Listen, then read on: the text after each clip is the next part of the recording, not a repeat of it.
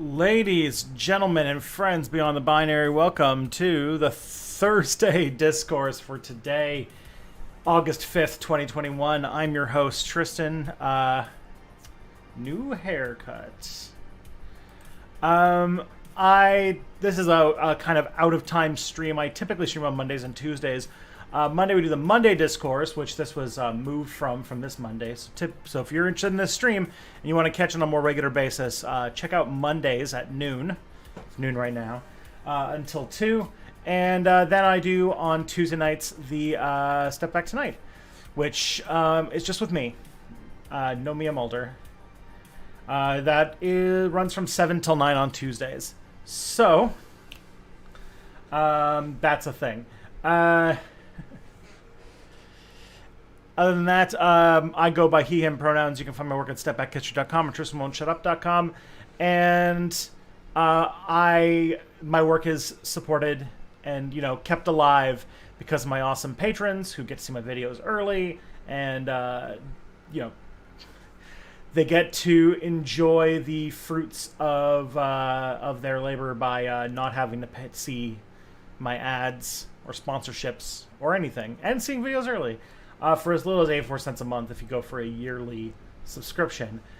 Another way you can help out, if you're watching this on Twitch, if you have Amazon Prime, you get one free Twitch Prime subscription every month. So, nope. You get one free Twitch Prime subscription every single month, and if you choose to use that on Step Back, I'll be very grateful. I hope that, you find some independent creator to use for each of those, because really, it's no extra cost to you, and somebody will benefit greatly from your support. And what else I need to cover? I got a video on residential schools, came out recently. If you haven't seen it, you should probably see it. And I have a video coming out, I don't know, I'm filming tomorrow. So probably patrons will probably end up seeing it on Tuesday, and then everybody else, it'll probably be like sometime a little bit later in the week. So keep on top of that. Yeah. It's on cryptocurrencies. What does my shirt say? My shirt says, college for all, Medicare for all, jobs for all, justice for all. It's a shirt from... What's it called? It's a shirt from the Bernie 2020 campaign. It's good stuff. All right. Let's see. Got a lot of fun people in the chat. So let's yeah. Do you want that shirt? Yeah. I've got two Bernie Sanders shirts. I've got one from the 2016 campaign and one from the 2020 campaign. This is the one from the 2020 campaign. Very proud of both of them. Okay. But before we get, lost in discussions about my shirts, we should probably get Mia in here.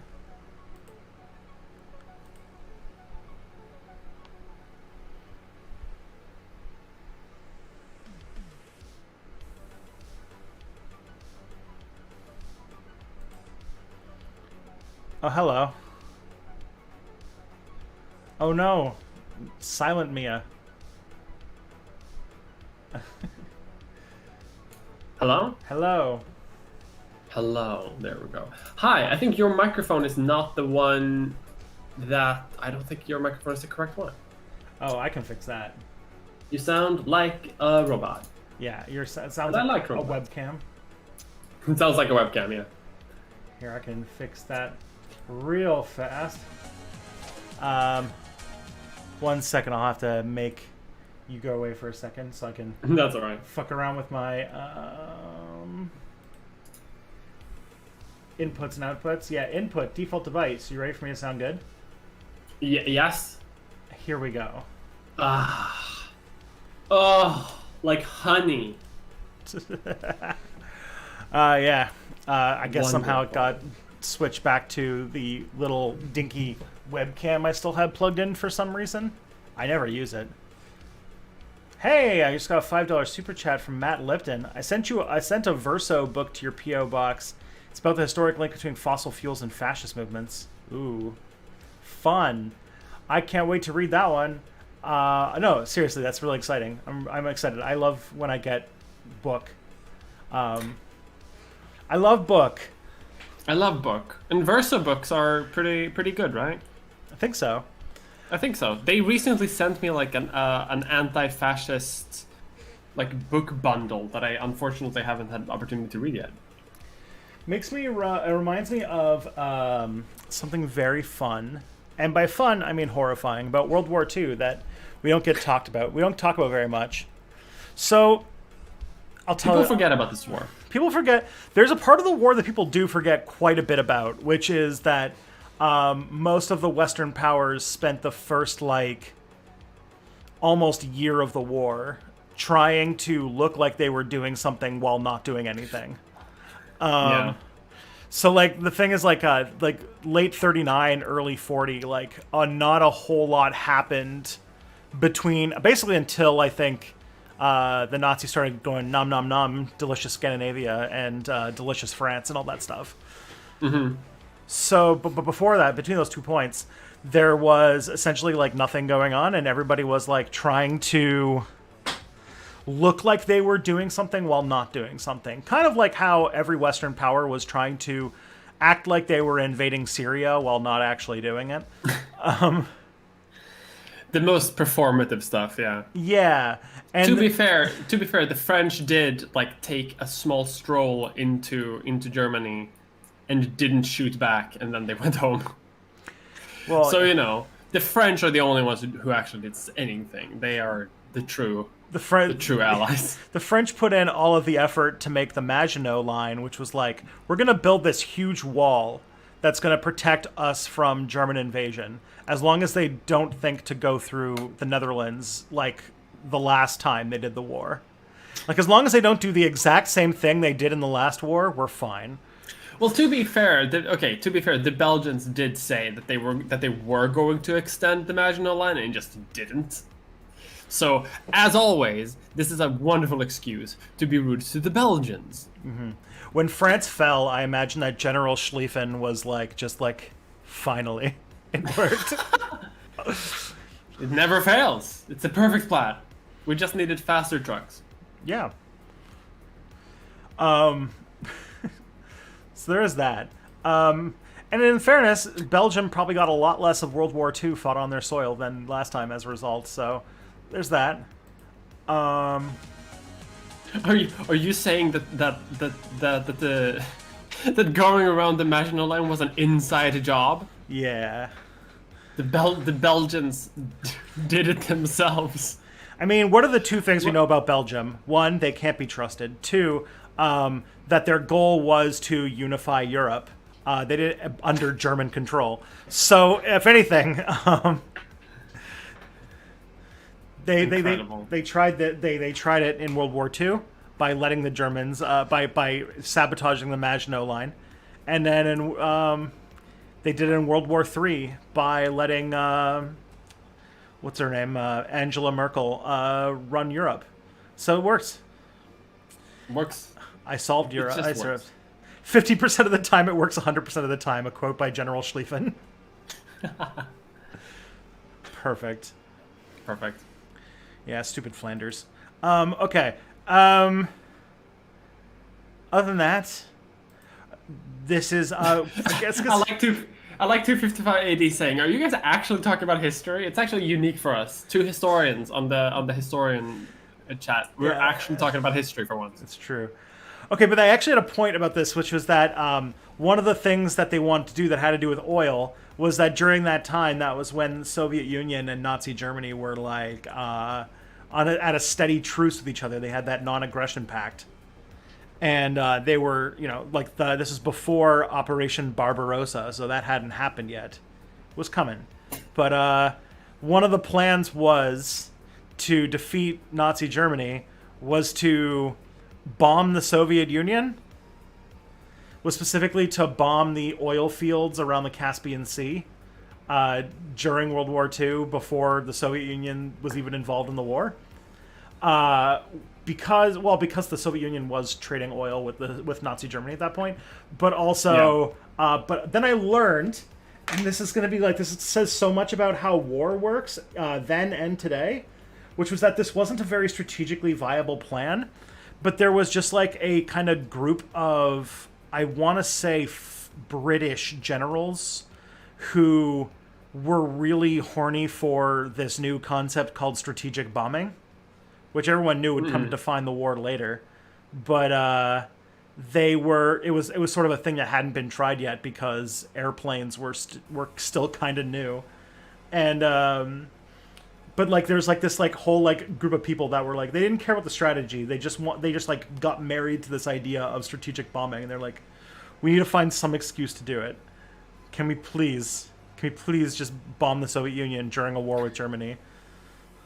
And then I'm like, man, if they had done that, they would have guaranteed that they lost World War II. Oh, 100%. 100%. Yeah. Like, relationships between all of these like three various factions aren't great already. If that would have happened, that's an old history plan that I actually could believe. Yeah. That's with this one weird trick. This is how the Nazis could have won the war, by the Allies being stupid. Yeah, the Allies disregarding all of their efforts to save Europe in an effort to attack the Soviet Union while Nazi Germany is conquering the world.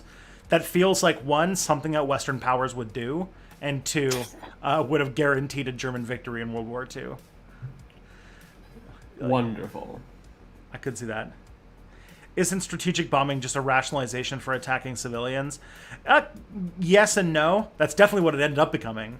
But the idea of like, so you think about like war for so long was like, I'm a fancy person with a big feather in my hat and a brightly colored shirt. I agreed with the enemy general that we will meet up on August the 14th on this battlefield so that we can shoot at each other for a few minutes, and then if we get bored, we'll move on. And so they didn't think like, man, what we need to do to win the war is like bomb their factories and roads to undermine their industrial capacity. And that was sort of like what strategic bombing was going to be. Like it wasn't a thing that had really penetrated into like war, which was like very often just about the winning of battles. And I'm hoping I'm getting this right. This is part of my history where I'm like a little sketchy, but no, I think so. The history of war is obviously like super weird. Yeah, and like all of the generals that are like considered like these, oh my god, they were so successful, they were strategic geniuses. They're like the only people who actually took war seriously, and it wasn't just like a thing they did while like just drinking cognac and like yeah. Yeah. People who see war as a pastime to becoming promoted within the aristocracy. Yeah. And the only people who took it seriously, like Washington, was trying to do a revolution. That's why he was considered a genius, because he was willing to do whatever it took to win. Napoleon, because he was just like, Napoleon was just like, what if we gave poor people guns? What if we tried that? Did we try that? Did we try giving the poorest people weapons? And then just train them in like an afternoon, and then get them to invade, and we can get like 16 times the military of everybody else? What if we just do that? Yeah, what if the military wasn't just middle-class people? What if you didn't have to buy your own gun and join the military? Literally, I'm just thinking like why Sun Tzu is regarded as such an incredible tactical genius when most of his wisdom is just like, if your enemy can't eat, they can't fight. Yeah. Wisdom. They had to teach that at like the U.S. Marine Academy. Yeah, like if the enemies don't have ammunitions, they can't fight you, and then you win. Incredible wisdom here by the military. Their tactical brilliance once again is superior to all. Mm-hmm. Yeah, a lot of the art of war is like, attack your enemy where it's weak and don't attack it where it's strong. And Europeans are like, I can't handle this. Holy is too shit. hard. But how does this get me in higher standing with the emperor? Yeah, how does this end up with disregard? How does this end up with something called the Battle of X, where I get considered a genius? If it doesn't end with that, I don't care. And long story short, that's how Vietnam won the war against America. Anyways. This is the Thursday Discourse. It's Monday. And you are Mia Mulder. Don't trust any other time sources. It is Monday. It is alternate Monday. We pre-recorded this stream, including the live reactions to the chat. Yeah, exactly. We are 8 steps ahead of you. Mm-hmm. You, Derek, watching the stream right now, we know what you're about to type. Exactly. But who are you, by the way, and what are you doing here is probably a good way to start. Start the stream. I'm Mia Mulder. I do YouTube videos about stuff I want to talk about. Sometimes they're history related, sometimes they're not. And we're doing this on this day instead of the usual Monday, because on last Monday I had mental health and also a massive headache. Just your head was in all different ways, was just not where it was supposed to be. Yeah, exactly. So, fuck that. But we're recording. We're doing this today, though, so it's all good. Yeah. And you make content about history and things. Sometimes you make content about. You have made more videos about maps than I have. Now. That's true. No, but I do. What's it called? Yeah, I make videos about stuff that I want to talk about, generally. Informed by a history education, but I don't... what's it called? I don't necessarily, do history content. I'm not a history channel. I make video essays on stuff. Yes, but... My upcoming one has nothing to do with history, whatsoever. But I can probably sneak some in. Yeah, it's quickly turning into what my work ends up being like. For example, my next video is about commodity fetishism and why capitalism is bad, but starting with a talk about cryptocurrencies. So that's fun. Oh, that'll be great. Yeah, I come to the conclusion that when Slavoj Žižek said that Coke is the perfect commodity because it has absolutely no physical value, no nutrition, no actual point to it, but people buy it anyway because they've created a need for it, and that makes it the perfect commodity. And I would say a cryptocurrency is the perfect commodity because it not only has no need, it has negative need. It is literally all it is wasted energy, and we have and the only thing that gives it value is the deceptive perception of value that you'll be able to buy it and then sell it to somebody who is dumber than you for a higher price. Yeah, like it's even dumber than the tulip, like speculative mania, because at least there you get a tulip, Yeah. or a shipment of tulips. Like here you get some code. Yeah, so that's where I'm going. That's my that's what this video is going to be about. It'll be fun. I'll be filming it tomorrow, as far as I know. So yeah, Well, that sounds fun. it does mean that we have left the history barn a long time ago. Well, also, you can't always make history content. Sometimes, what is history if not just discourse in the past? And so to properly understand history, you need to understand discourse in the present.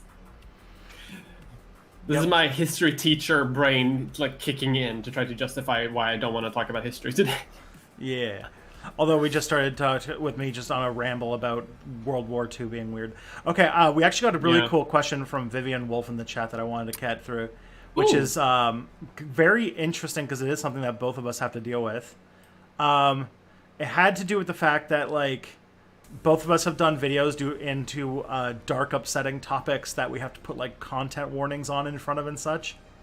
And it's like, how do you wash that shit out of your brain so that you can relax and recover? That's a good question. Do you want to go first? Yes, I successfully do all of this work by taking absolutely zero care of my mental health whatsoever.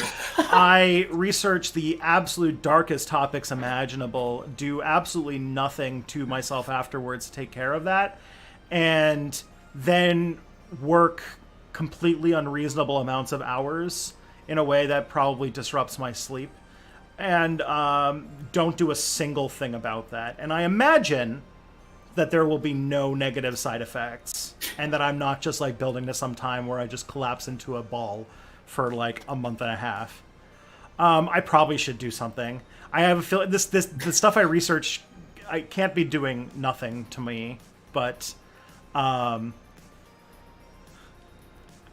hoping my hope is that I have found some way to be clinically detached for my work. Because if I was like bottling up some sort of like dark feelings, I have a feeling that I'd at least be somewhat aware of it, and I don't actually feel like I'm like cracking or anything like that, if that makes sense. But yeah, I have the it'll probably be fine approach to most of the thing I do.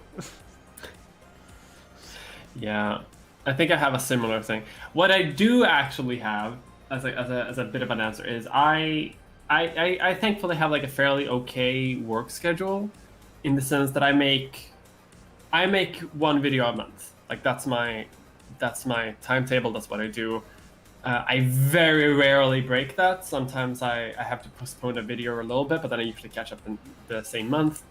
So like last month, for example, I technically made 2 videos because I didn't make one the month before that. But so like what I can use that for, like the advantage of that is that like if I make a video that really is very exhausting and that is very mentally draining, I usually try to and this is something that I've started doing fairly recently too, is I try to do a less mentally intense video, something that I call a short video. But my last video was like 40 minutes long, so short is obviously an arbitrary thing. But so like 2 videos ago, I made a video on like puberty blockers, right? And reading about like the toxic discourse around that is mentally exhausting. But then I made a video about maps and like Silicon Valley bullshit, which isn't as like mentally draining. It's exhausting in like another way. It's tiring in another way. But it's very it's like novelty. It adds novelty to my thought patterns, and I think that helps a lot. I guess the other thing I would mention too is that when you're working with a really dark subject, like I've just come off of doing 2 very grim subjects in a row. Like I went from my video about basically like the end of the world through climate catastrophe to the residential school system. And what I will say to that is that by the time you get to the end of the process of working on a video, you have been sort of mired in the subject for so long that this sort of like impact starts to get a little low, because you've just been following the same topic for a very long time. I don't think that's exactly. I don't know. I don't like. I've become. By the time the video is done, I have like gone through whatever emotions I'm gonna have about that subject, probably while I was reading about it. Yeah. Yeah, that's a fairly that's a pretty good answer, I feel like. Thank you. That's our advice, I guess. I guess they had more advice is like suffer. Yeah. If there was a video on a topic that was like, the thing is, maybe this is probably like, this might say something about maybe issues in my content, but like I haven't touched on a topic that has been like very personal to my own experience. And if I were to do something like that, it might be more difficult for me to like revisit that over and over again. Though I'm like, you know, a privileged baby boy who just gets like, who has had nothing like resembling the sort of horrible things that people in the past have gone through. So maybe I'm protected by like a privilege bubble. I don't know. Yeah, I don't know. Don't sell yourself short. Like, I know that's something that I got from like another YouTuber who very recently passed 1 million subscribers on YouTube. Gave me some advice of like doing like emotional content is fine, but only when you've like fully processed it. Like, when you sort of when you make content that you put out into the world, it's very important that like you've basically reached your conclusion on whatever that is, and that you're still like not processing whatever the issue is. And because if you do that, you're going to keep evolving after the video is out, but the video is already out. You can't really change it after the fact. So, and it also, I think, helps with just like some detachment to the emotionality of it. That's a good point. Yeah, most of the videos are based on things that I have been screaming about for at least a few months that I kind of just have to get out before I drive my wife insane with my like ramblings on the topic. Like I do recall like the inklings of this next video being born out of like literally like talking about like the point of this organization is not to make anything of value, it's just to make money. That is why they're going to try and screw us over for everything and try to charge us the most for it. And then Kelly would just be like, we're literally having breakfast. Like, can you please? Yeah, I think my roommates are a bit tired of me, like, also just, like, talking about, like, companies being a scam, Silicon Valley reinventing the bus, because that was me, like, for a month. And yeah, the residential school one actually probably did fuck me up a little bit, but that was one that I was pretty gung-ho to do. So, there's that. Okay.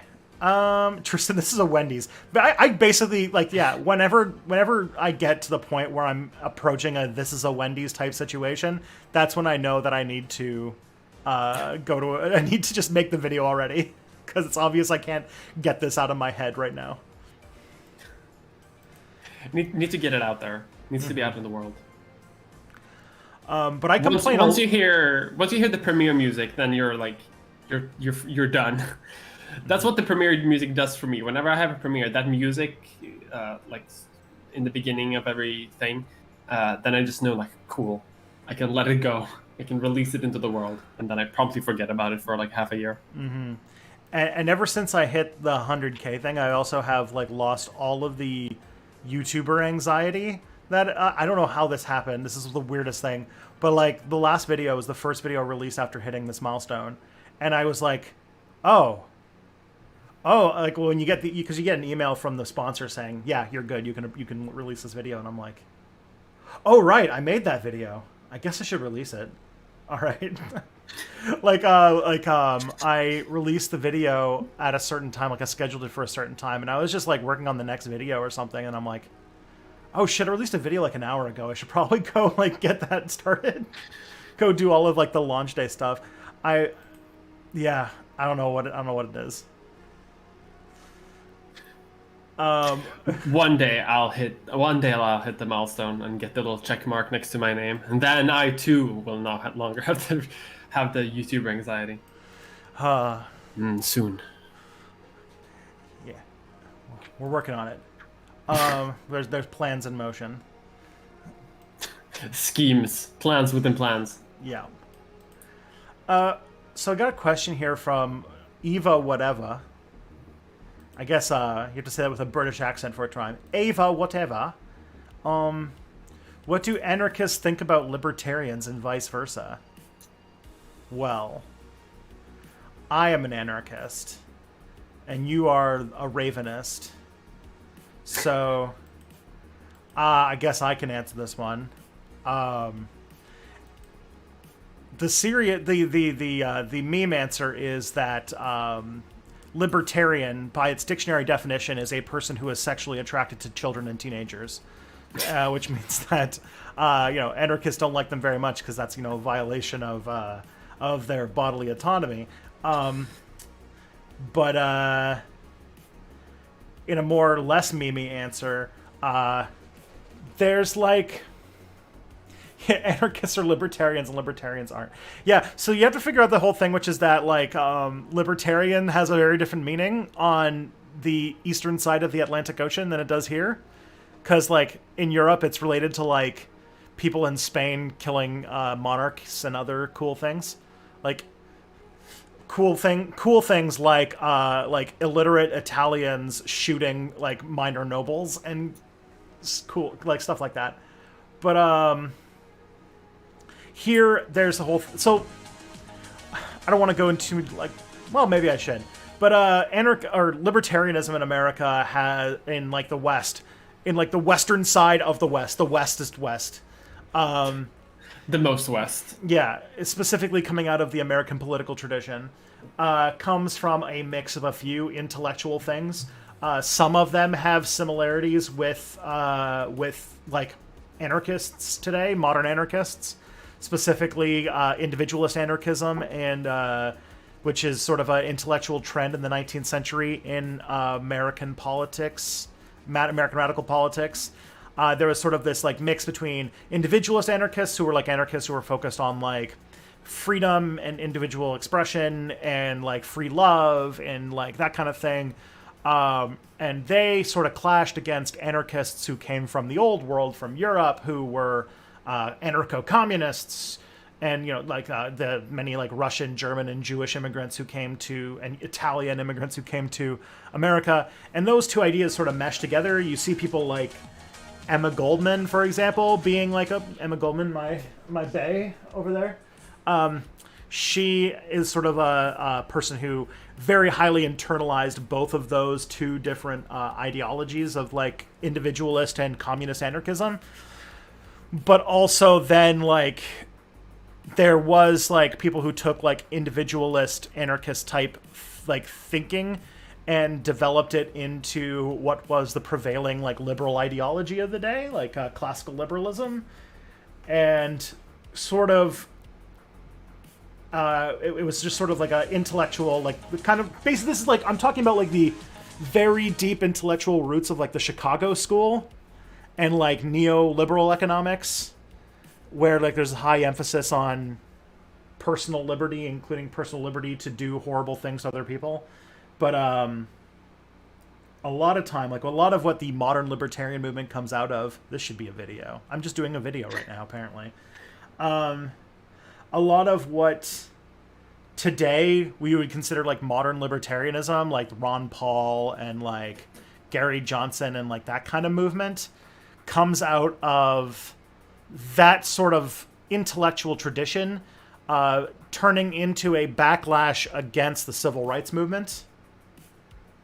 So like there are a lot of people who tried to make like arguments against the civil rights movement, against desegregation and stuff like that on a states' rights, business freedom type argument, and it sort of evolved out of that, and that's sort of where libertarianism comes from. And in many ways, the libertarian and a lot of libertarians, as we've learned since 2016, have much more intellectual ties to racist and especially far right fascist movements and stuff like that than they do actual ideas of liberty. Most libertarians seem to think more about the wrong side winning World War II than their right to drink raw milk and marry children, if that makes sense. God. Love to drink raw milk. So in many ways, libertarians, the libertarian to fascist pipeline makes sense if you think about the intellectual traditions that led to libertarianism. And in many ways, it more attracts crypto-fascists who are mad about the government doing things to redistribute to marginalized groups. That's it. I don't know what libertarians think about anarchists. Libertarian, that would imply thinking, which is not a thing that they're inclined to do. So, well, I mean, they want them out of New Vegas. They want them out of Freeside with their Securiton robots. This is true. That's how I think that they want. Yeah. So, anarchists want to live in a giant moving city, doing rampant amounts of drinking LSD beer and fighting on the back of giant Boston Dynamics robots with swords and rocket launchers and Greek hoplite armor, while libertarians want to remove the brains from their soldiers and put their consciousness into drones. And for the 3 people in the audience who understand this reference, you then understand what the difference between libertarianism and anarchism is. And that's it. Yep. You got it. Yeah. Okay. Could someone? Okay, this one's fun. This one's fun in the sarcastic sense, especially because of everything that's going on these days. Could someone explain that feminist government that Sweden had? I remember Mia mentioning it once, but I don't recall the context. What's that feminist government?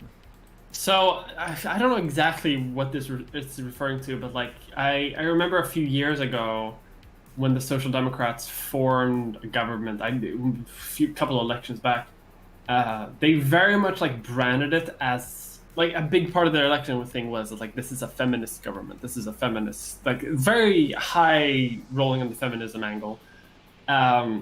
Which internationally made a lot of people who dislike feminism very angry because typically they also dislike Sweden already for a multitude of reasons. And now that Sweden had a feminist government, everything was going to fall apart, obviously. But then it kind of didn't. It just sort of ended up being a normal government. The big reason I think why a lot of political parties during that election, I think it was in 2008 or 2014, 12, something around there. Probably around 2000, I would say 2014 probably. A big thing about, I think the reason why that happened was we had a party called the Feminist Initiative in Sweden, who was a feminist party. That was their entire thing. And they got a surprising amount of support. They got 3.7% or something in the vote, which is just below the amount you need to actually get into parliament. But that means that all of the people who voted for that party, their vote basically doesn't count for any of the other parties, because that's not how we do it. We have proportional representation, but you need at least 4% to get that representation. And a lot of their sort of policies were basically the same as a lot of left-wing parties already had. So a lot of those parties were okay, we can't have this party coming up again because they're just going to leech votes from the rest of us. We need to be the feminist ones and crush the feminist party, which they did, unfortunately. We need to be so feminist that we can crush the feminist party. What an interesting... Yeah. You want to know what identity politics is? Like, this is interesting.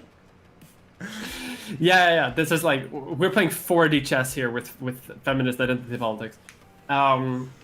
So that happened, but then they also had to sort of like go through with that in actual like policy, and that lasted, I think, one whole like trade trip to Saudi Arabia, and then that was gone because Sweden probably wanted to sell guns, and then feminism doesn't really come into play, especially when you're dealing with the Saudis. But what if a woman sold the guns to Saudi Arabia? Then it's hashtag girl boss power. Yeah, that's basically what ended up happening, I think. But beyond that, not a lot of things happened actually. Like there was some branding controversy, but more than anything else.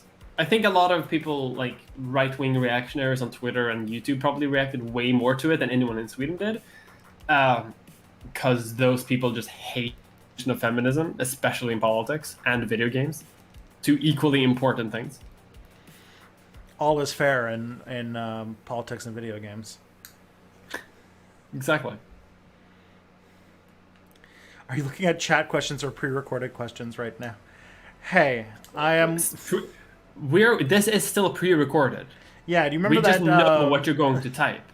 Yeah. Do you remember that episode of Doctor Who with the angels where he made the tape that was just like he knew what they were going to say, so he just said it? It's like that. It's like that. We're time travelers. That's how we end up being on YouTube. Mm-hmm. That's what you do when you do a history masters, is they give you your time machine. How else are we going to study the past? Yeah. You think we get this by reading books? No, we go on high concept science fiction adventures. Exactly. Yeah. With PhD student what? Yeah. Precisely. We are all companions at the end of the day. Okay, this is a question from Orange Man. So in relation to... Not Dutch. The one that's not Dutch. The not Dutch, the Dutch name. Mm-hmm. For humanities classes, where is the dividing line between something that should be included in it and something that should be more specific to a history class, such as art history or Euro history? I do think a lot of things should be learnt more, even something like historiography, and even the rise of video games, but I am also aware that it is insignificant to most people. Okay. Could you link me the question? Sure. I missed the first part. Well, yeah, it's a little confusingly worded, but basically, like, when do you start moving? What I would probably say is what you're kind of getting into is moving up in like the levels and years. Like in first year, you're taking, here is a history of all of Canada, and in your PhD, you're taking a class that is women's letter writing and proto-feminism in pre-revolutionary United States. Hopefully that like kind of branching up goes through, like, usually you end up like in your first years, maybe it's different in Sweden, I don't know, but like first years you're doing like what are called survey courses in our field, which is usually like an overview of some kind of like usually countries, because it's kind of I feel like that's just sort of like a old holdover from the Anal school, where we have to do big country surveys, but then by like second and third year you're going into more thematic and specialized topics, and then by fourth year you're like probably in your more like laser focused type projects. Like I can remember like a first year class being Canadian history after 1945, and then a like fourth year class I took was just on the Vietnam War. Yeah. In which we had very similar things in Sweden. Like my first year class was also like a survey course between economic history, general history, and the history of science and ideas. So a very wide net, and then, as you say, like further specializations the higher up you go. And then there's just some branches of history that have become their own disciplines, either because the way that they're looking at history or just because of historical inertia have become their like own things.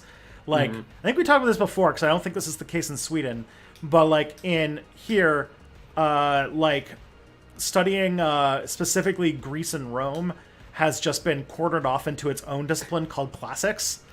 And it's sort of this like weird mix of history, archaeology, like literary history, and like all sorts of stuff. Like you learn like a lot about these philosophy. Yeah. Yeah. And you also learn like Latin and ancient Greek and stuff. And then art history is its own degree, and usually it's more closely associated with the like fine arts department than it is with history. Like I have a friend who did her master's in art history at the same university I did, and she was in the fine arts department. Like our like thing didn't touch at all. Mia, did you just hit 66.6 thousand YouTube subscribers? Yeah. Damn, a bit earlier fancy. today, actually. 666. You're close to. I hit 69,000 like last summer, so this is gonna be fast. Hopefully, I'll. So that would be what, last summer? It's like last year. August. So next summer, so in a year, hopefully I'm gonna be at 100. Yeah. Social Blade says that I'm gonna be there around May, if I remember correctly, but we'll see. Let's do it. Make it happen, everybody. You never know. Hey, Emperor Tiger Star's here. Oh shit. In my high school, they just had electives for things like art history or anything outside of the standard U.S. and world history curriculum. Yeah, that's true in high school. Like I took, like in my school, Canadian history was like the only required history class, and then after that, there was like a U.S. history course and a world history course and stuff like that. I imagine it's very similar. But yeah, oh man, when I took that, let's just say this, I took a graduate seminar on, like that wasn't a joke class, I did take women's letter writing in pre-revolutionary America as one of my like graduate level seminar courses. It was fun. There was 2 other students in the class. My university had a course called The Empire Strikes Back, which is about like post-colonial literary writing in the British Empire's like former colonies right after decolonization. Fun. Like very niche. Also, like 4 people took it. It was great. Those seminar courses where they went so specific that there is like almost nobody in the course, to the point where one of my graduate level courses was just me and my supervisor, where I just read a bunch of books and we talked about it every couple weeks. Bless. Because that's great though. Yeah, that was my course on the development of communications technology and specifically the internet in post-World War II America. Where we talked about like tech. You want a fucking weird branch of history. The like kind of philosophy of history surrounding the development of technology is, it's fun. It's wild. I loved it. I had one thing for my comps where my supervisor started getting me to read books on like cryptography and the nature of entropy and stuff like that. I don't know. Uni is wild. Uni is wild. I miss it. I miss doing having either days where you are doing absolutely everything or days where you are doing nothing at all and nothing in between. Yeah. So hopefully we came close to answering that question. I'm gonna go with yes. I think that we solved it. Got it in 1. No worries. Got it in 1. As always, never fail. All right, next we got here is, while I will die on the hill of LGBTQ representation in big media is all right, actually, I am finding that popular shows and movies from companies like Disney are soaking up much of what people think and see as LGBTQ content and the conversation about such. How can LGBTQ communities and media reviewers start to talk about LGBTQ media that is smaller or indie, or at least started out as indie, as much as they would for a major TV show or movie? Oh, I have no idea.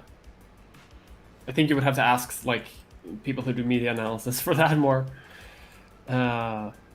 Yeah, I think it's gonna be really hard to get people to talk about like indie stuff in general more than mainstream stuff, just because mainstream stuff has money and can pay people to talk about their stuff.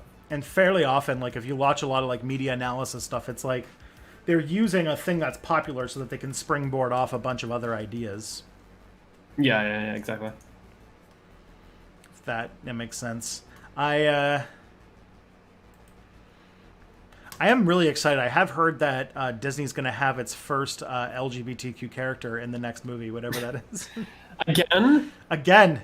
Isn't this like the 6th time this has happened? Yeah, Disney is making history because they have had the first LGBTQ character in a major movie like 6 times now. Yeah, that's incredible. Good on them for constantly just keep making history over and over again.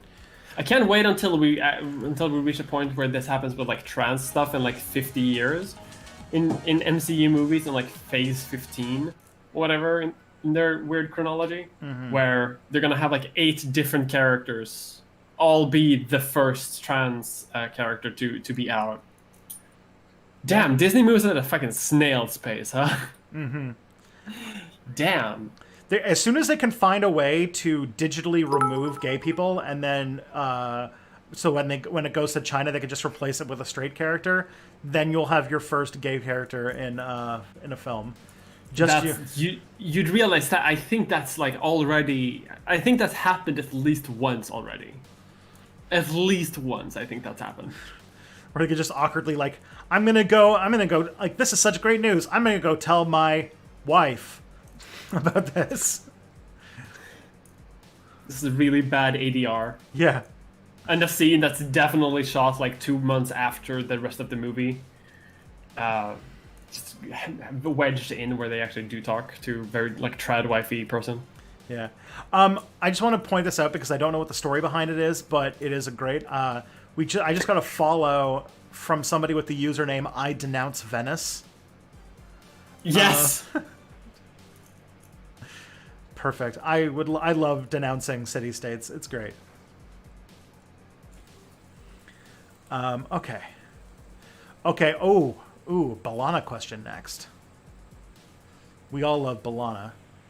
There's an episode of Voyager where B'Elanna for the record, B'Elanna is the grouchy half Klingon engineer of Voyager, has to try and get some aliens to acknowledge their ancestors genocided an Amish-like group on their homeworld. I remember this episode. It was interesting idea with a kind of wonky execution because she causes a lot of diplomatic incidents, making a big deal about it. Suppose they do acknowledge it. What, if anything, can they do with that knowledge? In the episode, it's implied the genocide was total. Usually, genocides have some survivors, and later attempts at making amends can be directed at them. But what happens when there is no one left to make amends to?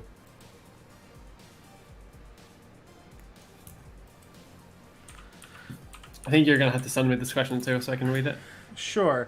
The long short end of it is like in it, basically, B'Elanna starts getting like steamy dreams at the beginning of the episode. She starts getting these steamy dreams about being in love with some like kind of popper boy, but then it turns out like later in the episode that what's happening is that she's receiving like memories from like an old lady on the ship because this species is all psychic or something. And she had a relationship with one of the boys from this like ethnic group that was like that was really against technology. And essentially her people committed genocide of this group of people, including that boy. And she's getting these memories. And so she like, eventually the old lady dies and B'Elanna has to like go and like confront these people that like, you know, Voyager's trying to do a trade deal with or something like that. And they're like, you guys committed genocide. You have to do something about it. But like, I guess the question is, what do you do when there's nobody left to like try and, you know, there's no one to do reparations to or whatever. Yeah. That's a good question. Yeah. Like, you know, I come sort of from the idea that like knowledge about events like this or cultures like that are is good to preserve for the sake of itself, because I think that like having that knowledge is more productive to like a healthy, thriving society and like a pluralistic, free discourse society than a society that doesn't have it. But that's basically all they can do, I guess, because our history, like on Earth, is chock full of genocides where there are no survivors, basically. And the way most societies here have dealt with them has been to forget. Yeah. Because that is typically the easiest option for everyone involved, especially if there's no people left to argue against forgetting, which a lot of survivors for genocides have the opportunity to do, which is not something you can do if everyone's gone. Yeah. I will answer your Voyager question with another Voyager episode where they find a psychic like memorial that instills them with memories of a genocide that occurred on a planet that was then like abandoned by the time they found it. And it causes like, it's very distressing, and everybody has like almost like PTSD from like all of these memories that they had implanted on them from this memorial. And at the end of the episode, they're like, all right, we can destroy this thing that's like causing us all of this trauma, even though like they realized that if they just got far enough away, it would start to go away. And they're like, no, actually, let's like repair it and like make sure that it'll last a long time, and just put like a warning buoy in place, because like these are lessons that are important to know about like the kind of escalation of violence, especially in like genocide. Like genocide is like a process that we seem to repeat over and over again, and it's good to like try to be aware of it so we can stop it in its tracks.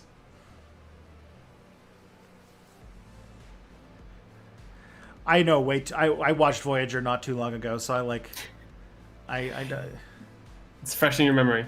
Yeah, for a kind of like C+ Star Trek show, a very good memory of it. Yeah, but I think that's a good answer. The like, I think obviously you can't do anything to sort of make amends at all, because that doesn't work in this context. But what you can do is, you can be aware and retain knowledge, because a society with that knowledge is better than a society without. Including people. I think people, like individuals, like knowing about events like this gives you more perspective than a person who doesn't. Yes.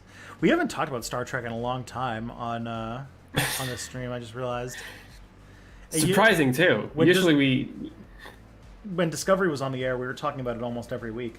I will say... I never even finished watching Discovery. It lost my interest so quickly. Really? That makes me sad. It ended so well. It ended with like a very like wacky Star Trek-y type ending. It ended with a holodeck episode. Oh shit! Yeah, like I'm probably gonna be able to see it eventually, but like I don't know. I lost interest like super quick. And I enjoyed the episodes. It was good, but it didn't it didn't scratch the same itch, I feel like, that a lot of other Star Trek shows do. That sort of keep me coming back to it, even though it's still like very good. It's still like very Star Trek. It's just, I don't know. It hit different. If a new season comes out, I'm gonna catch up though, because the same thing happened last season. So yeah, if I remember correctly, I actually just saw a thing that kind of talked about what our the next few years of this stuff comes from, which is like, spoilers. It's not that much of a spoiler that like at the end is a holodeck episode. It's known that it's a holodeck episode. Also, it's been out for like a while. Yeah.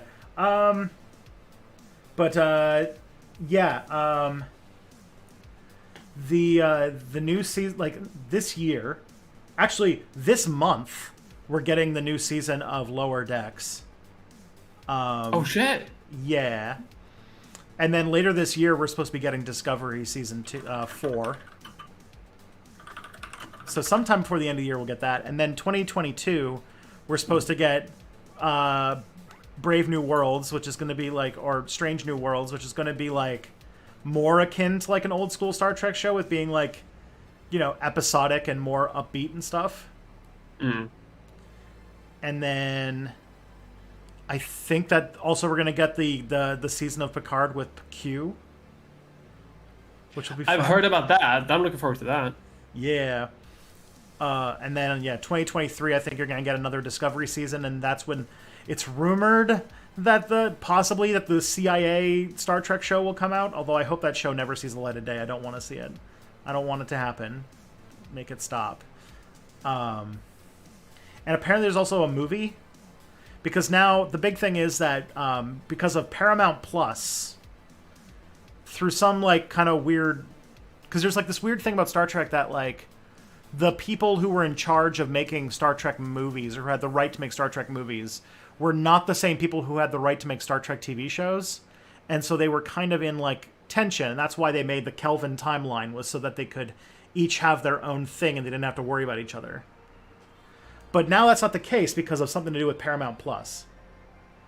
So now that CBS All Access is going to become Paramount Plus, that like they're going to make a Star Trek movie, and now they don't have to worry about the timelines or anything anymore. Which makes me think they're probably done with the Kelvin timeline, because no one likes it, so it's fine. Everyone just wants one simple timeline. It's going to be easy to understand. Fair. This isn't Marvel. Yeah. But it means that we'll probably... That they do plan on, in 2023, I think, making a movie now that everything is back together. And I don't know what that's going to end up being. If it's going to be like a Discovery movie, or it's going to be something else. I don't know. That'll be interesting.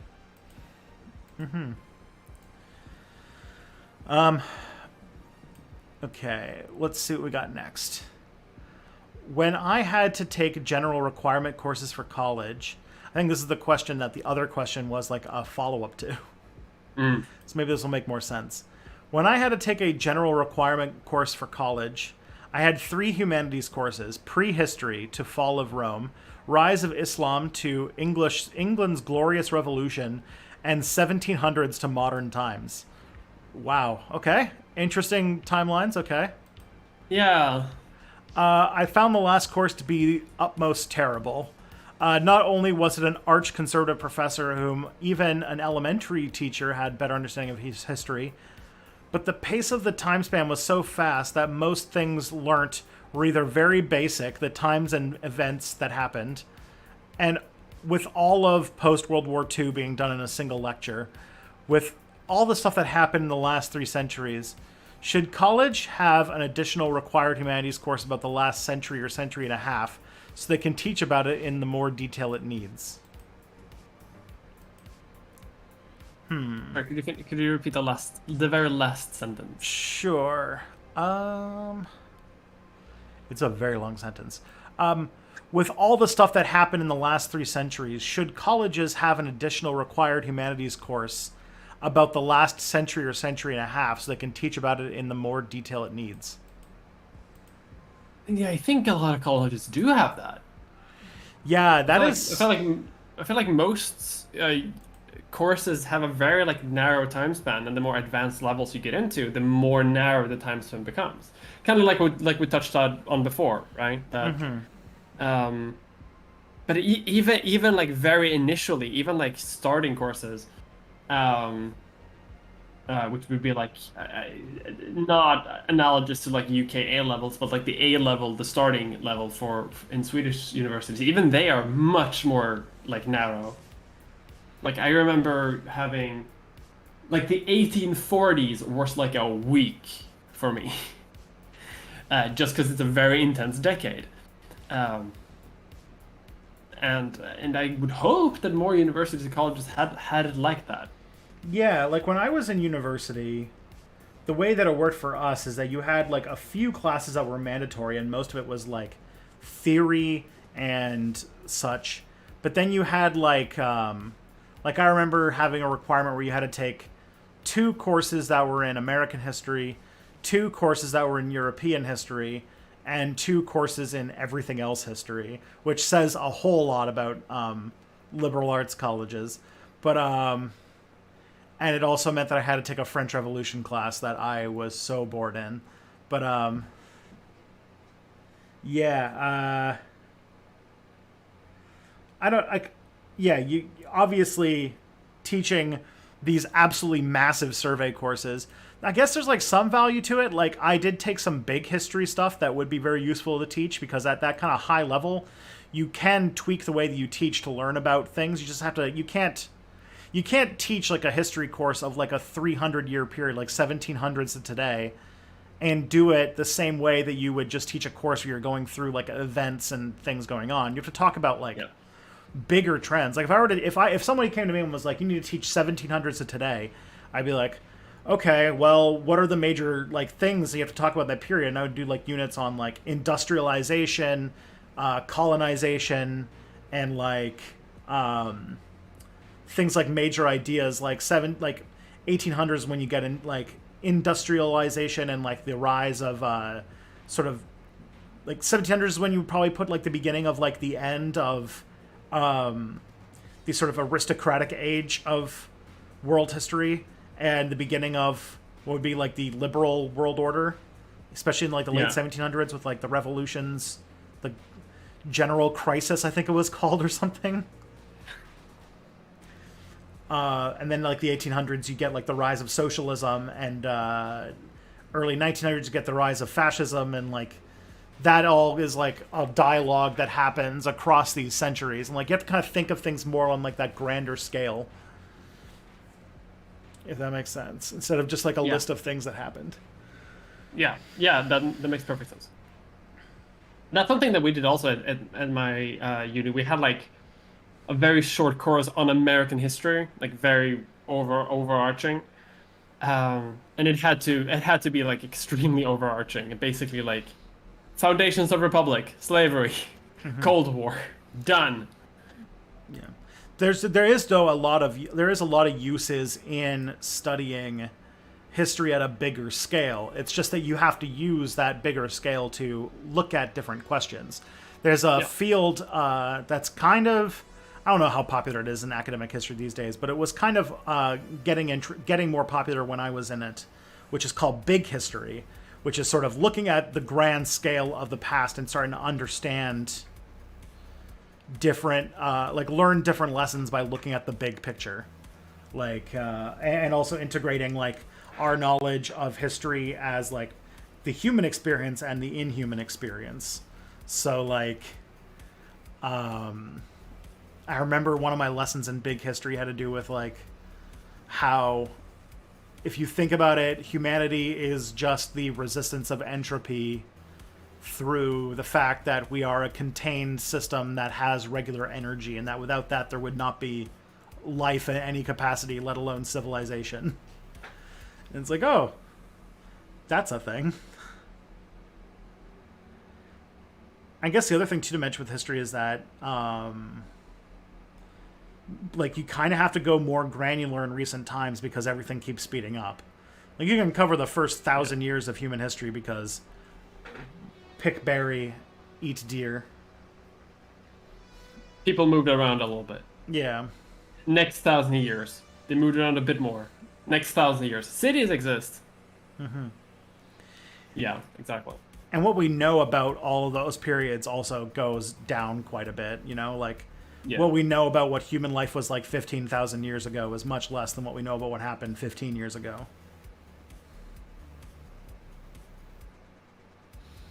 And life was slower because our society had harnessed the power of less energy. There you go, big history. We had less energy, therefore we had fewer people, therefore we had fewer things that we could do, and so things kind of move slower.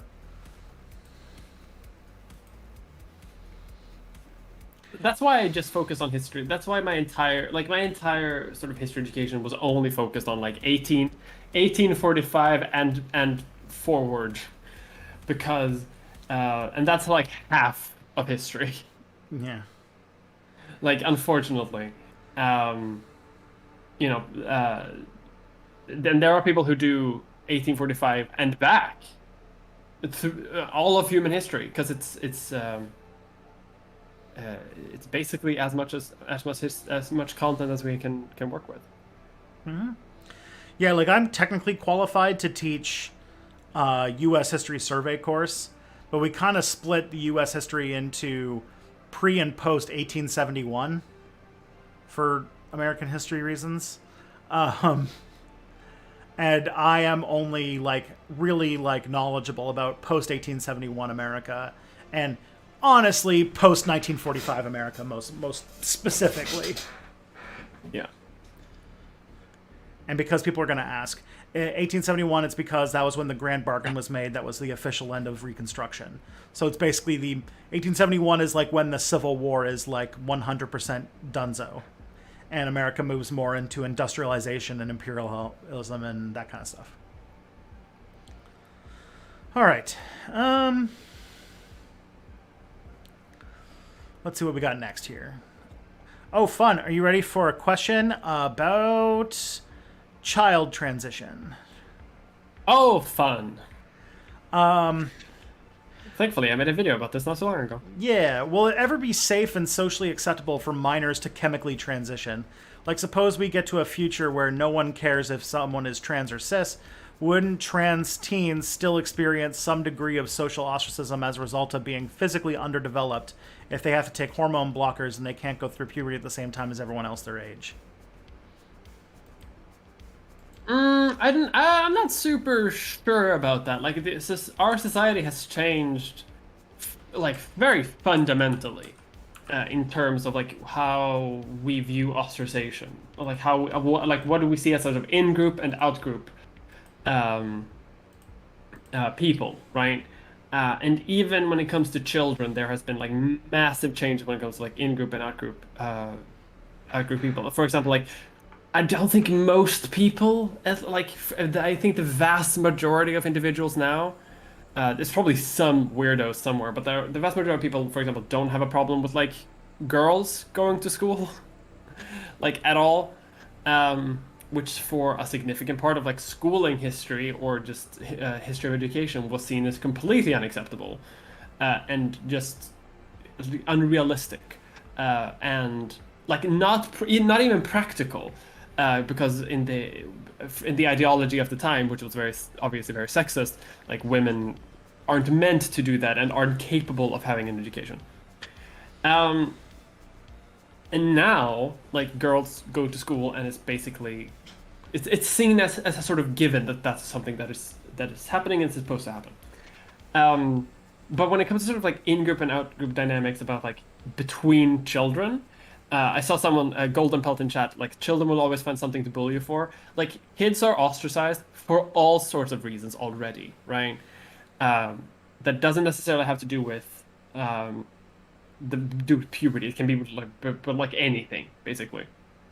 And in addition to that, like, puberty doesn't hit the same time for everyone. There are already now, and has been for like hundreds of years, kids, thousands of, like, forever, kids that have existed, obviously, but in schools specifically, there have been kids who hit puberty like a bit sooner and a bit later, like way later. Like, there are some kids who hit puberty naturally, when they're basically adults, like when they're like 17 or 18. At which point puberty blockers are not even used anymore, because at that point you would use hormone replacement therapy. And today we would probably use medication to sort of kickstart a puberty naturally. Even today there are a bunch of kids who don't hit puberty at all, and like at a certain point a doctor has to sort of prescribe hormones to that kid so that they have a puberty at all. But those kids are sort of like accepted to be in school already. Some of them are probably bullied for like not having like a normal puberty, but no one has a normal puberty. Like, literally no one. I think the big step would have to be between like something happen naturally and something happening by choice. Like, once puberty, like, by choice becomes a sort of like more accepted concept, sort of on par with puberty by nature, I think kids who choose to have a puberty in a way that's like atypical from a normal puberty will be just as bullied as any person who has an anormal puberty because of natural reasons. Mm-hmm. I hope that was a good answer. Yeah, That was weirdly articulate, I think. So then the question then comes like, do you think that will hit a part in a place in medical ethics where, like, if say a 14-year-old wanted to get hormone replacement therapy, that their doctor would allow them to instead of going through the puberty blocker process? Or what did you say? Hormone replacement therapy, like immediately? Like, if yeah, say if like, do you think that we could hit a part of time where, like, if say a 14-year-old wanted to take HRT, that they would not need to go through the puberty blocker period, and they would just, just transition at 14? Or do you think that there's do you think that that's not a thing that we're going to do just because of, like, at 14 it's pretty hard to consent to anything because you're still figuring stuff out? Maybe, but we already, like, a lot of medical establishments already prescribe HRT to 14-year-olds, but they prescribe them to 14-year-olds who are cis, who haven't maybe had like a proper reaction to their own like their body's natural hormone production. I was in contact for my video on puberty blockers. I talked to like very informally with someone who, like a cis guy who had been prescribed testosterone since he was, I think, 15 or 14 and a half. Because his body didn't produce like enough of it already, and like he couldn't have like a normal puberty, so he needed to get basically the same medication as trans men need to get, but that's sort of seen as sort of okay because, and I think that comes back to sort of that like, if it happens naturally, people are perfectly okay with it because we're used to that, but if it happens by choice, people are a bit more like uncomfortable by it. I don't think that's. I don't necessarily think that like our view on like choice puberty and natural puberty is what's going to like make this possible. But what I do think is going to make it possible is just advancements in like transition related medicine. Like I think like a big issue now for people like prescribing HRT to children is that children will develop in like non-reversible ways, but as medical science progresses, like more and more of these like healthcare treatments become reversible. You discover more ways to transition, and more of them are also reversible. And once that happens, a lot of the arguments that against giving teenagers, like young teenagers, HRT kind of fall away. And if that happens together with the sort of like, with the shift in how we view puberty in general, I think at that point there's no argument for why you wouldn't do this to anyone who wanted it, even if they're kids. If that makes sense. Mm-hmm. But I think that's like a future thing. But I definitely think it can happen, and I think it will happen. I'm not sure it's going to happen like soon, but I think it's going to happen eventually. Yeah, because like the earlier you can intervene, right, the better it is for like mental health and such. Right? Yeah, pretty much. But also like I feel like we're eventually, like, if we're talking like way future, we're talking like deep gender science here. If eventually I think we're going to reach a point of medical advancements where the argument between like cis and trans become irrelevant. Yeah. Because the idea of transness, as we understand it in a Western medical culture, the term transgender comes from transsexual, which is a medical term, right? To describe a very narrow medical phenomenon. It means other things now, which is good. It shouldn't be a medical term, but that's sort of where it comes from. Mm-hmm. But eventually we're going to reach a point where people will be able to transition like fucking back and forth. Yeah, at that point, how like, much they want. Yeah, when the science has come to that point, then like even the idea of there being two like rough categories that our society puts people into that you would even move back and forth between might start to break down. This is the real gender critical. At some point, we'll just vibe. This is back to our vibe based, where like you could just have whatever you can look and feel however you want. Yeah, like exactly. So I I think that's gonna happen, but that's like a far future thing. Mm-hmm. Maybe not something like super practical, like for kids today. But I think that's sort of like having that in mind, that the the terminology we use around like transitioning and children and choice are what they call they're very present. They are not like universal, constant, like fixed terms. Like they are something that for 200 years ago, even this conversation is like just completely, it's wild. It's completely science fiction. Even for someone like 100 years ago, even someone like 50 years ago, talking about puberty blockers is like pure science fiction. And I think that's important to remember when we're talking about these terms today. That's like we're very, I don't know, like it's a very present conversation. Mm-hmm. So a lot of new. I think it can happen. A lot of But, new to answer your words. question, I'm sorry. yeah. No, sorry. Just a lot of new words coming out of the conversation, like deep gender and vibe gender. Yeah, but like I think there is yeah. So to answer the question, I think it definitely can happen. I'm you know, I'm not super sure it will. I'm almost certain that it will eventually. But we just need to keep like deconstructing gender and keep deconstructing, or sort of like destigmatize the idea of puberty by choice, almost a little bit. I think that's something to remember. Sounds solid.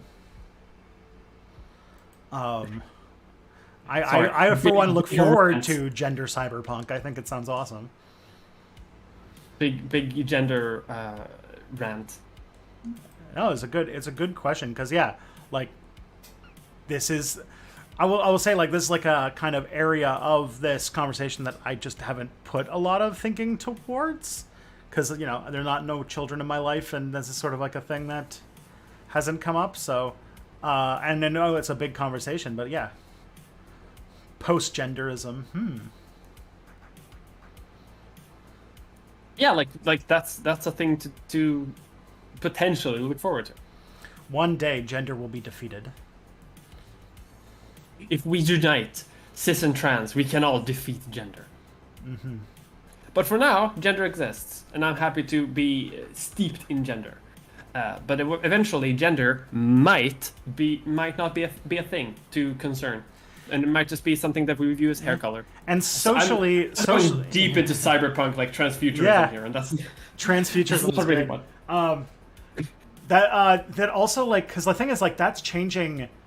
And this is like a thing that I've been finding very interesting, which is like, did you see that study that came out a little bit ago that was, it was the first big, like, Gallup poll of LGBTQ identities in the American population, and they broke it down in a bunch of ways. And what was really interesting was that, like, in the, like, kind of Gen Z generation, that, like, a lot of, like, binary gender and even binary sexual attraction is starting to break down pretty fast, and that we might enter a point where, like, give it a generation or two, we might be seeing a very different reality when it comes to people's relationship with gender and sexuality, like, even before the science fiction technology catches up to it.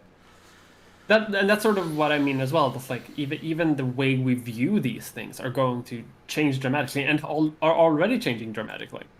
I mean, just consider the sort of like public discourse on like non-binary gender identities in the last like 2 decades, or in the last like 18 months.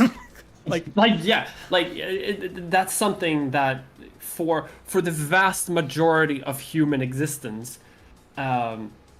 Was not something that existed. Same with how we view gender here. Obviously, there has been like a bunch of cultures throughout the world who have had various kinds of like gender thought, and the only reason why we have the sort of gender thought that we have right now is because of like some weird people in Germany during the 1800s. and then spread via like British colonialism throughout the world. But that doesn't negate the fact that like things changed then into something worse and are now changing again into something a bit better, a bit more open, a bit more like individual focus centered. I'm balling way out of the question. No, this is good. This is some. I am down for discussion on what the best name ever, transfuturism. That sounds fucking baller. Yeah. Yeah, there was a poll that showed that Gen Z is more bisexual than straight. Yeah, that's what I was talking about. Like, not only is like non-binary gender identity like way up in Gen Z, although not like as high as bisexuality, but bisexuality is like the largest category of sexual attraction in like really young people right now, like people who Yeah. are like under 24. Now like that, I don't like that is wild. That could happen, and that could be very like that will be, in my opinion, very liberating. Because I think a lot of people suffer a lot because they chafe against their desires and identities against a culture that has rigid categories. And Yeah. And like, and here's the galaxy brain like conclusion of this, right? Because what we're basically seeing is a sort of dissolution of labels, right? Like, a lot of the labels that people use today are like originate as a medical terminology by people who wanted to cure what we would today call like LGBT people, and that became reclaimed, and now like and new like social identity groups were formed around that, with basically the express purpose of like fighting against both the stigmatization of people who don't fit in with the norm, but also against the medical terminology in and of itself. And we're reaching a point now where a lot of this terminology is sort of becoming meaningless, are like, which is a great thing, right? Because we're sort of leaving the very like archaic and old-fashioned way to view both gender and sexuality. And it's very exciting to see what's gonna come like after this, like once people reject labels entirely, which it sort of seems like we're going to do, because it's either a choice of having a few labels, a ton of labels, which is unpractical, or no labels. And so far we're going into a ton of labels, and that's typically becomes so like generalized that we're going to no labels. So we'll see how it goes. there would just be one gender, the human gender. What about NASCAR? Oh yeah. That's a deep Vine cut. Oh boy. Okay, so obviously this is a lot of like speculative like sexology talk, but the point that I'm trying to say here is that like kids will be able to transition younger and younger, and definitely get access to these treatments younger and younger, because just the way we talk about gender and view gender has changed from like the 50s, say, until today, which is why we're even having a conversation about what puberty blockers exist at all. But it's probably going to keep changing. It could change for the worse. Like, I'm optimistic here, right? It could change for the worse, and we could all be fucked. And we could go into like super patriarchal, hierarchical gender view, and that would be awful. But I hope that's not going to happen. But the point that I'm saying is that like, because things are changing, it means that things won't stay the way they are. Nothing stays the way it is, and that's like a big part of like history, like academia in general, right? Like, the terms that are used and at one point in history will never be universal over time and space. That never happens, except for the Roman Empire. The uber gender. Okay, I've ranted too much. I need to let this go. Sorry for No. for the. This is a good conversation. I've had thoughts about this kind of stuff as well, that like our future where we're all just non-binary pansexual people, and we just do whatever we feel like doing that feels good to us and fits what we want to be, and nobody feels uncomfortable with who they are and who they love, and like I'm like, man, sounds really nice. Sounds like a world where there's a lot less stress about day-to-day life than there is now, which feels good. And yeah, when the science, when the means of gender production update, and then the gender superstructure has to change. I brought Marx into it. Yes, that's also something that I'm thinking. But like once basically more and more like transition-related procedures become reversible, which is happening more and more, at which point can you make the argument that like you shouldn't be able to transition back and forth? Like right now, there's a big argument against that because it's seen as harmful to do it back and forth because there are effects that you can only do once and then it's sort of you're stuck. But once that doesn't happen anymore, like what does that mean for? Like how do we even view transitioning then? Like it becomes something completely different. Which we can't answer now because we're not in that world yet. Mm-hmm. Yeah, I always think of things like there's this TikToker who goes by he, him, and she, her pronouns, and at the end, like when she was explaining it, was going like, well, yeah, like when I was in college, I dressed mask and I went by he, him pronouns, and I didn't feel like doing that anymore, so now I go back to this, and it's like, oh, it sounds very chill. I'm down. Yeah. And and the fact that that's like socially acceptable now, it's also just a sign of a good thing, right? That society is becoming more tolerant, for lack of a better term, but like more just open-minded. Mm-hmm. And she's like 26, so she's not even that young. So it's changing fast. Yeah. Okay. Let's see what we got next.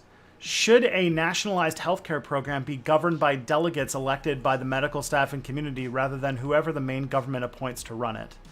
There were moves towards a system like that in the UK in the 70s, and then Thatcher happened. Sorry, again, can you repeat the first sentence? Sure. Should a nationalized healthcare system be governed by delegates elected by the medical staff and community rather than whoever the government appoints to run it? Ooh, I'm down for medical syndicalism. Yes. I think that everything should be run that way, like literally everything, including like what the laws are going to be on your street. So like all industries should be only made up of people who are elected in their own discipline by people who work in that field. I too like syndicalism. Yeah, we're good. We solved it. Did it. Sounds like a good idea. Mm-hmm. I can definitely see if some like factors where that wouldn't work. But like as a general hard and fast rule, yeah, probably. Mm-hmm. Next we got. So, I read a history blog about the Roman economy of the 3rd century. I thought it was pretty good. It was about how hyperinflation only becomes a problem on a local level when people notice and stop accepting the currency. But I've since found out the blogger's a right-wing libertarian. If someone's ideas about modern economics are so off, should I be skeptical of their analysis of the economies of the distant past? Yes. Yes. Like there are many people who have takes on historical economics, and they use modern equivalences to do that analysis, and it always becomes wrong. That's how you end up with Stefan Molyneux. Not always. Sometimes they can be right, but skeptical doesn't mean to reject. Skeptical means to question, and if they're right, that's fine. Good for them.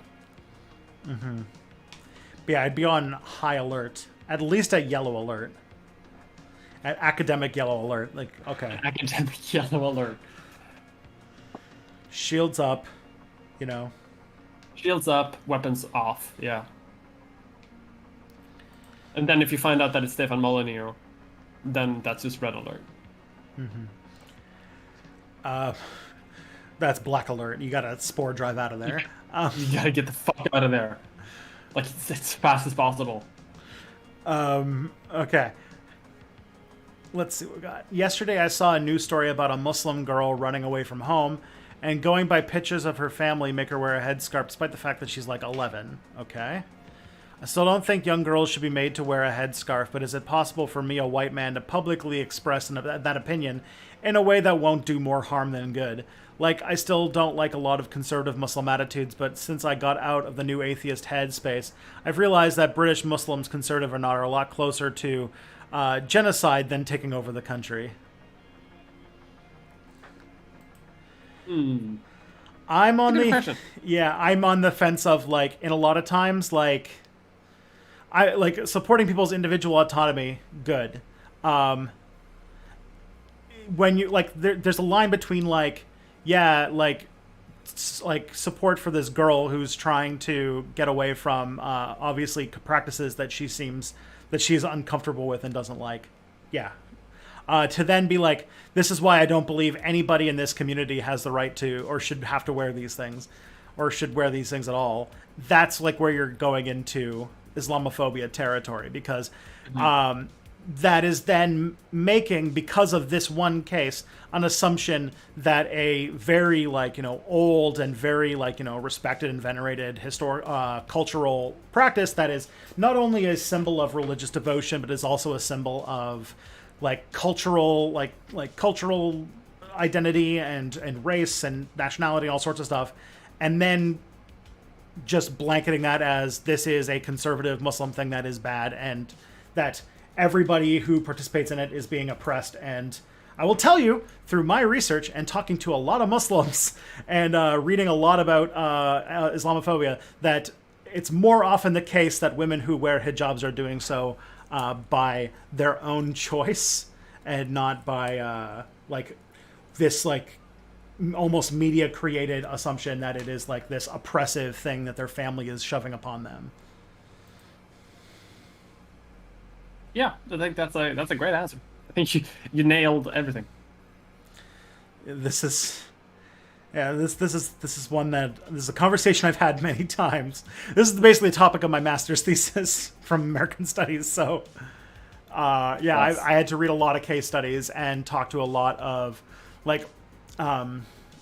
we had a hijab day at my school when I was doing my master's thesis, and I went to the booth after it was over and I just talked with a bunch of hijabi women for a couple hours just to kind of get what their ideas about it was. And that's when I learned I found out that there was a lot of Muslim women who did not wear their hijabs until 9/11, and then they started wearing it as a form of solidarity with their Muslim brothers and sisters. I was like, cool.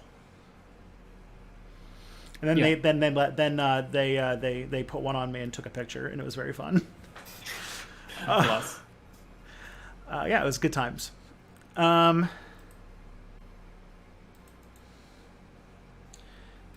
where are we next? There are some pictures of me from when I was in high school, and because there was a clique of Middle Eastern girls in my class. Who were we're all best friends, and I was very good friends with that group, and I think they gave me some sort of fez or something, some type of head thing, and we're very nice. I had a wonderful time, and I also know that the level of discourse on Twitter makes me scared of publishing a photo like that a little bit. Because there's a part of me that's just how is it going to be read? Because it looks this is not related to the conversation at all, but it looks, because that photo looks a bit cartoonish, and I don't want to look like I'm making fun of something, but also I had a great time with those people, so that's anyway, whatever. I thought I had something more to say there, but I didn't really have anything to say, fortunately. Mm-hmm. Yeah, whatever. I have only worn a fez in one case, and that is when I dressed as the 11th Doctor for Halloween. They're Muslim. I don't think it was a fez. It was some other type of headdress, but that looked like a fez, but it wasn't really a fez. It was something like, I don't remember. It was a while ago. I was like passively trying to find the picture. So I will Less. But yeah, like this is something that I've a lot of my emotional, especially because there was there's still a lot of Islamophobia. There was a bunch, an entire family that was murdered here in my city like only a couple months ago. Like this stuff still like this is a thing I'm a little sensitive to, I think. Yeah, like it kind of sucks how a lot of public discourse around like Islam and around like a lot of Muslim traditions are very much talked like about Muslims generally rather than like with Muslims, and I think that's kind of unfortunate. Yeah, that was like I had a lot of really shitty opinions about this stuff until I did the thing that so few people who seem to talk a lot about Muslims on the internet do, which is talk to them about their beliefs and their traditions. And all of a sudden, you learn a whole lot more when you do that. Surprisingly, so highly recommended. Turns out that no group is a monolith. Oh, I found the picture. It did not go very well. I'll put the picture, and I'll put it on the screen. I'll cover Mia with it for a second. It's not aligned perfectly. But yeah, Bless. an attempt was made. Bless. This is the most wholesome picture I've ever seen in my life. That's from 2014, I think. The thumbs up and the smile is just the perfect combination of everything. I love it. Yeah, they said that that like I looked like how kind of like how men in the Middle East will wear something like that when they go out into the desert because they don't want to get a sunburn or whatever. Yeah, fun times. Bless. Okay, let's see what we got here. I've been having these dreams where men I look up to come out as trans women. For example, Tristan and my older brother. Okay. And I think it's because ever since Philosophy Tube came out as trans, I've been having this anxiety that being strongly identified with your masculinity is bad and somehow anti-leftist. Like, that made me realize a lot of bread tubers I look up to are either women or some kind of trans person. Is it bad that my brain is making me feel that way, even though objectively I know there's nothing contradictory about being cis and or being a cis man and far left? Ooh, I don't know about any of that. That's interesting. I do know that like it is. I know that Abby's talked a lot about like how a lot of people used to see her as a sort of like pinnacle of like wholesome masculinity, and now that obviously is painted in like a whole new light. Now that she's obviously like a woman, so it's. I'm trying to think of here that like I think there is a sort of. I'm trying to think of like how to find like good male lefty role models that like have like a strong connection with masculinity, in a positive way, because I do fully believe that exists. Karl Marx was a cis man. Yeah, like Karl Marx, for example, drinks a lot, very mask, invents communism. But the one that always comes to mind is this is gonna sound so silly, but Tom Hardy as Mad Max. Yeah, kind of. Like, oh, got a super chat here from Daniel Bradshaw. I was a jaded racist soldier, a tour in Iraq, but my next station training ANA and IFF, and now I have a deep respect for Muslim people while speaking out against Islam. Wait, what? You have a I deep don't. respect for. I don't know I don't know what to say about that. I don't know what the yeah. But back onto the topic, like yeah, like masculinity is in a like a lot of like pretty much all gender at this point is in a sort of complicated situation. Yeah.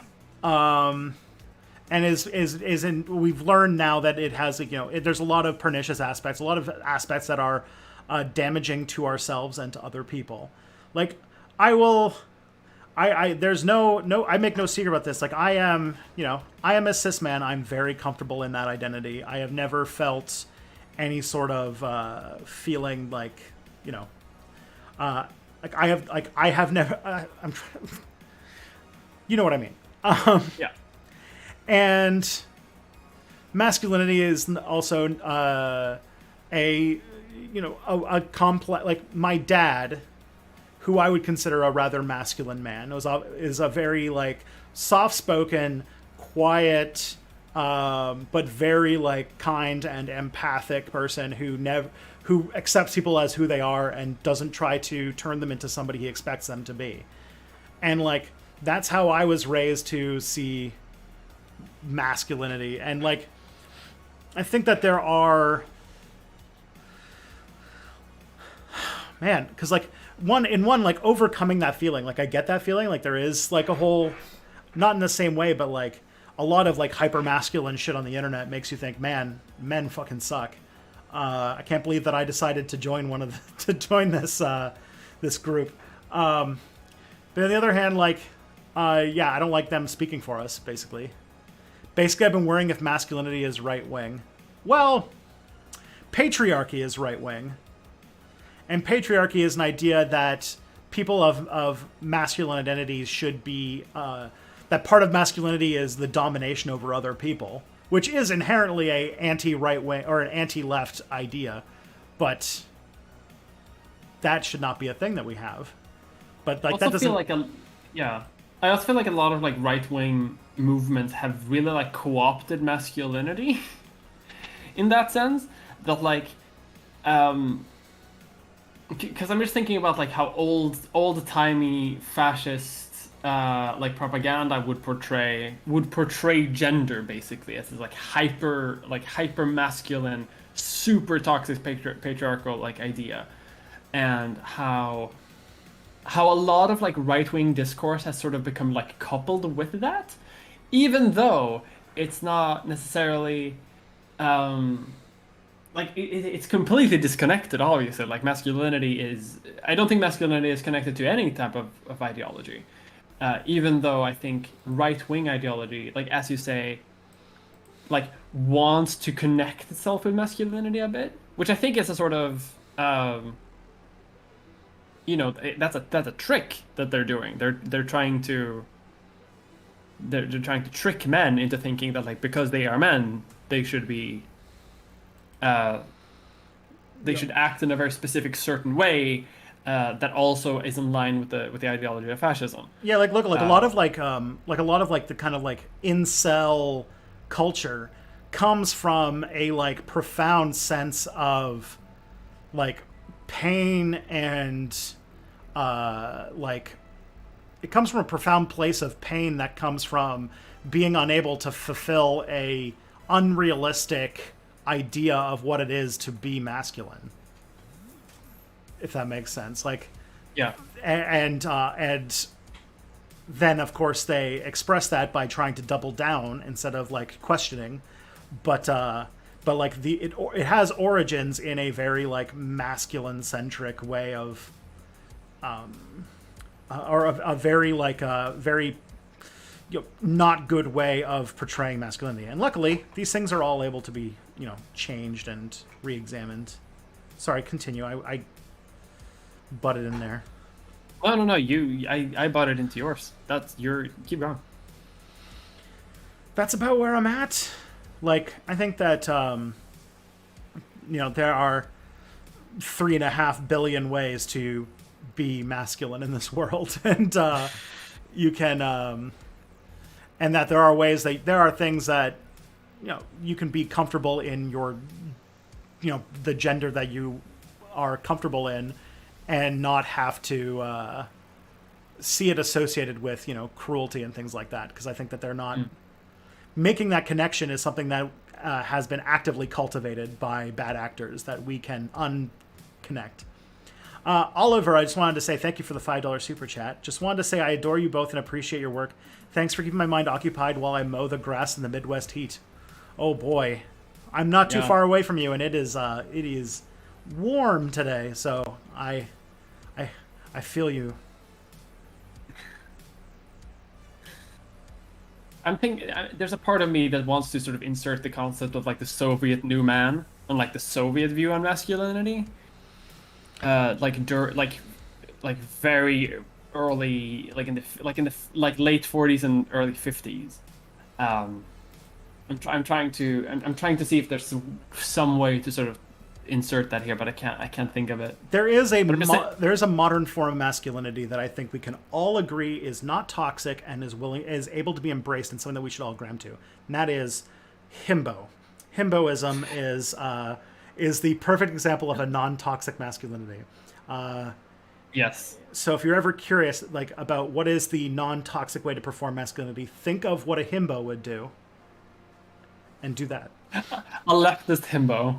Yes. Embrace himbo. Reject the Ubermensch. Embrace the himbo. Embrace the. I've never thought about the sort of the dialectic between the Ubermensch and the himbo. The dialectic, I guess, between bimbo and tradwife. There's so much here. Someone needs to. I need to call up Mr. H. Bomber Guy immediately to make some sort of deranged video about this instantly. Mm-hmm. I need some. The two of us, we need to talk about the dialectic. Can we get Hegel on the line? I need Hegel's opinion on bimbos v tradwives, and what is the synthesis of between a himbo and an Ubermensch? Oh. Of the thesis of Ubermensch and the antithesis of the himbo. Although I don't think we've actually come to a satisfying conclusion of what the female equivalent of a himbo is. I think they're still working on that one. That is true. People say bimbo. It's not true. Bimbo has other connotations, but the female himbo is still an elusive scientific particle that gender studies majors are deep in research to find. We're colliding genders into each other at high speeds to try and find it. To try to find the theoretical Hermbo particle. The H in H-bomb stands for himbo. There we go. We did it. Came full circle. Okay. Let's see what we got here. We have entered into the vein of Christos Nicolau questions. We could probably get one in before we go. Do you think that there's a temporal limit or a criterion for past atrocities to not matter or require restitutions anymore? For example, colonialism obviously should be acknowledged. But there are other cases like random conquests in the Balkans that people complain about to this day, and I don't know if we have specific criteria for specifying what matters. I think the good rule of thumb is if people are still affected by, if people are still currently right now being affected by those systems, right? Yeah. There's a reason why colonialism is still bad. It's because the entire network set up during colonialism, in Africa, for example, is still around and is still currently affecting people who live there. It's gonna take a while for that to sort of undo itself, or for people to undo it. France certainly isn't helping, but then there are I don't think a ton of people are negatively affected by, for example, the Roman conquest of Britain, for example. So, and because that's not a thing that's currently affecting people, Boudica has That- requested to join the call. then I think it's kind of fine, you know? And I think that's sort of the the rule of thumb. Obviously, there's going to be exceptions everywhere, but that's sort of why we have to make everything by case basis. Like, we can't make a universal rule for something as complicated as like atrocities. Yeah, like I don't think the Republic of Macedon owes reparations to Egypt for Ptolemy, for example. Yeah. Now, that would be a moment where then Macedon and Greece will have a fight over who is the rightful heir of Macedonia, where, like, they're trying to do it the other way. Like, no, you're the rightful heir of Macedon. You're the one who has to pay reparations to all of Asia Minor. That's how you solve that naming problem. Who wants to pay? Yeah. Whoever pays gets to keep the name. Ooh, that's spicy. In that case, they can both fight over the other one wanting to take the name. And then no more Macedonia. Yeah. We call that here a Canadian argument. Like, I'll take the bill. No, I'm going to take the bill. Like, Bless. yeah. What do we got? Do you have time? We have time for one more. Which historian? Oh, okay. This is perfect. This is a perfect one to end on. Which historian would you pick to fight alongside you in a battle royale? Which historian? Which historian? Karl Marx.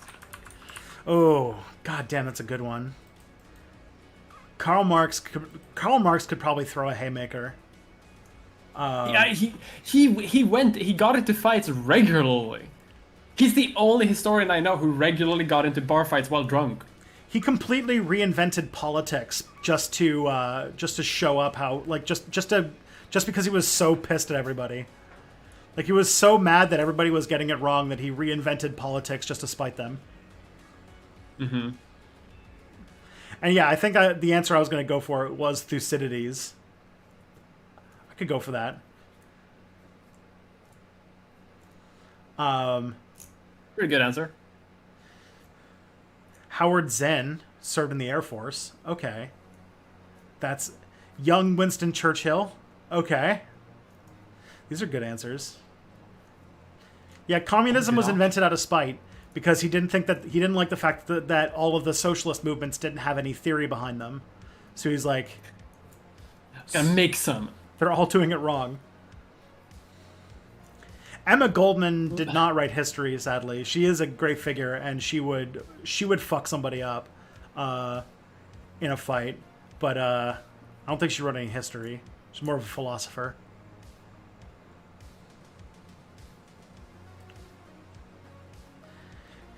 They didn't say they had to be a good historian. Yeah. Tacitus?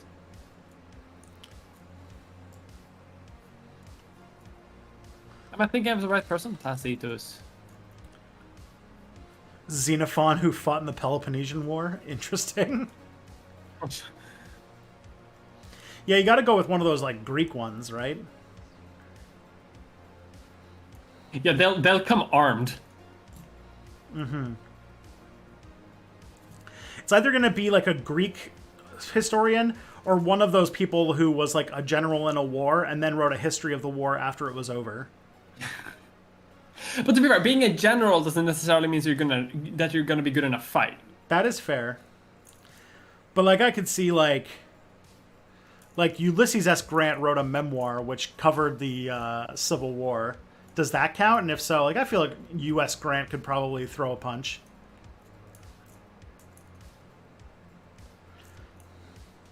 Did Alexander the Great write anything? No, he just wrote a diary and some letters.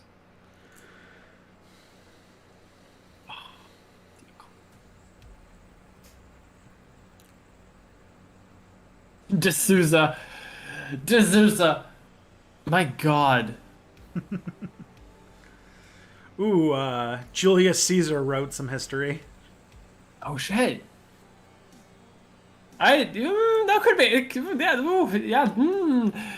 Oh, I'd be scared to fight with Caesar because I feel like he would use me as a meat shield. It's true. All right, I think we've got some answers. Caesar's fucked up though. Like as a character, like people talk about like, oh, great leader, emperor of Rome. Like he, as a person, fucked up though. Like I'd be scared to fight with Caesar.